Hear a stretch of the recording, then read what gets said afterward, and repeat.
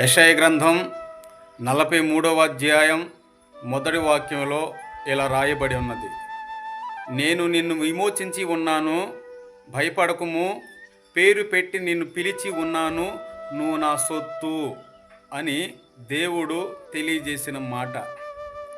ఏ విషయంలో భయపడొద్దు, ఏ విషయంలో కూడా నువ్వు చింతపడొద్దు, ఏ విషయం గురించి నీ మనసులో కృంగిపోవద్దు అని ఈ మాట ద్వారాగా దేవుడు నన్ను దర్శిస్తున్నాడు.